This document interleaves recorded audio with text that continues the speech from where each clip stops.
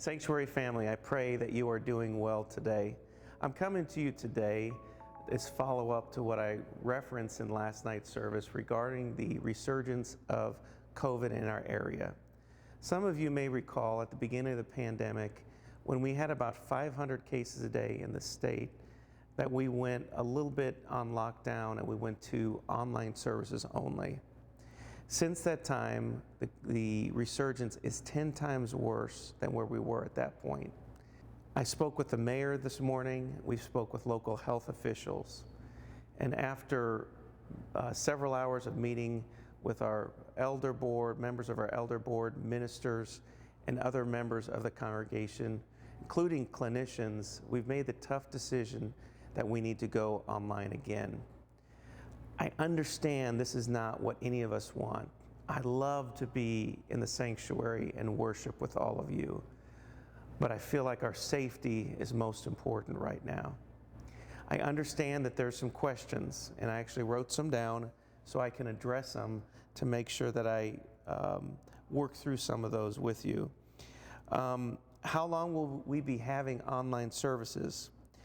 Instead of an exact time frame, I'm going to tell you until further notice. Let's just pray that this ends quickly. Let's just pray that this turns quickly.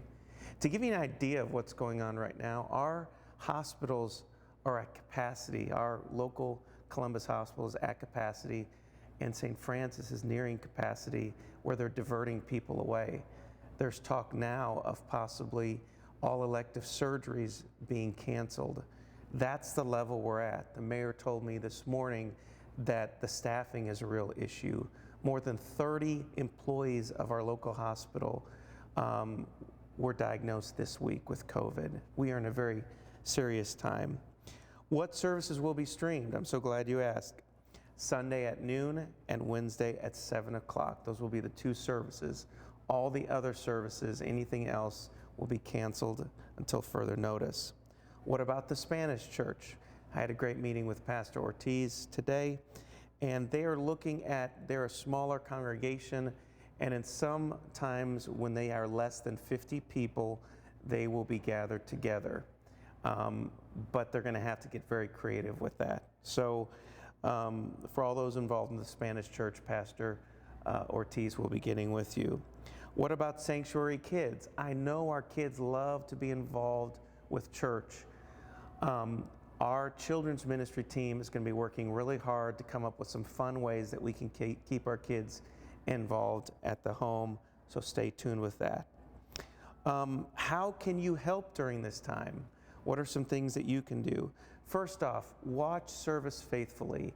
I understand it'd be easy to skip and say, well, it's just online, but understand that God has something for you every service. We're doing the very best we can, and by you participating, by you having a watch party, you're encouraging your friends and family. And let's just believe that when you host a watch party, people that are maybe your coworkers or others are participating, and great things can happen through that.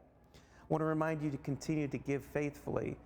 God forbid that we would stop giving to our local church and we continue to have expenses. So continue with your giving, and as you know, you can give through the website or text to give. Check on other members of the congregation. We know that during the pandemic, it can be a lonely time. Continue to check on other members and encourage them. And then I want you to stay prayed up. It's easy to get lax during this time. For those who say, well, this is a break, a time off for the church team, let me tell you, it's more work.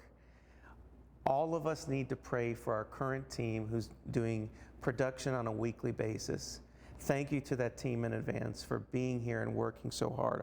All of us need to be prayed up, because when we get back all together, I believe we're going to see the greatest revival our church has ever seen. So stay prayed up and be ready for that. Should we be fearful of the virus? No. 2 Timothy 1:7, for God hath not given us the spirit of fear, but of power, of love, and of a sound mind. We don't need to live in fear. However, we do need to use wisdom. All right? What if this goes on for a long time? Let's not even think that way.